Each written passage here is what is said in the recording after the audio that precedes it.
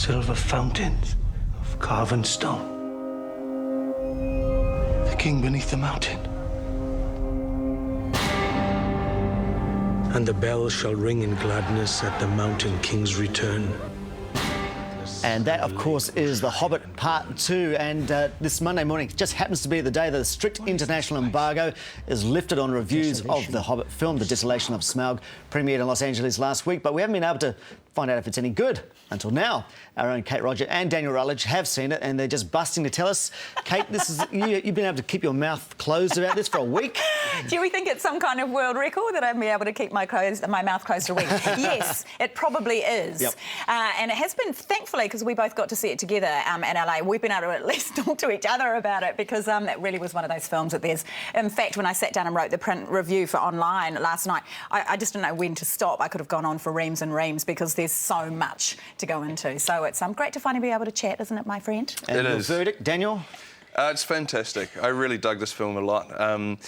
People are saying it's better than the first film, which it is. It is. But I did like the first film perhaps a lot more than a lot of people did. But this one is just more of a thrill ride, and just sort of hits the ground running and is just full on from beginning to end. It does. It just takes off, and I totally agree. We're a little different in the fact that I didn't fizz on the first one nearly as much as Dan did. So I went into this with the lower expectations of the first film. Big Lord of the Rings fan, all three. I loved, but the first Hobbit didn't completely take me on that journey, that unexpected journey. Whereas this one, you just crack into it. And as Peter Jackson told us on the red carpet as well, his favourite film in the Lord of the Rings trilogies was The Two Towers. He loves the fact that in the second film, everything's been established. Boom, you can kick off and get straight into it, and the action in this, isn't it?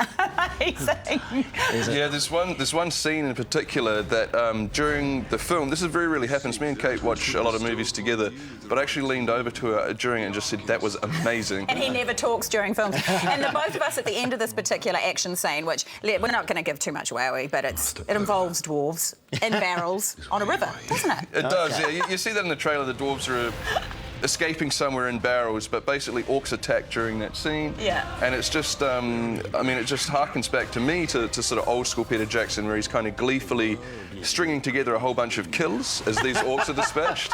And it's just incredibly choreographed carnage. So compelling, because at the end of it you are literally laughing with joy and exhilaration, because it's just like it keeps on going. And it's I think it's good point actually that you mentioned this. This is rated M here, PG-13 in the States as well, so I think the action does ramp up, the violence a little bit, still bloodless, but there's some pretty crazy stuff that goes on when it comes to the action. What about Tolkien fans? How true is this to the book?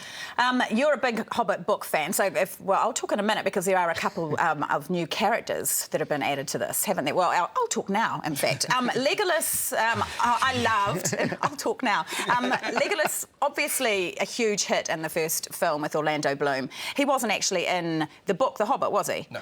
But they're kind of immortal elves, which is quite useful when you're talking about a prequel, so Peter Jackson just decided to include him in this. Yep. I'm not a Tolkien purist. I don't have an issue with it, and the new additions, also Tariel, who's another elf, female character, similar to Jennifer Lawrence in The Hunger Games, just kick-ass. Great with a bow and arrow as an orc killing machine, and to have a good, strong female character in there, I think, was really important. So I welcomed those changes. How did you feel? Yeah, I really dug both those characters, especially Toriel, and it is a bit oppressive.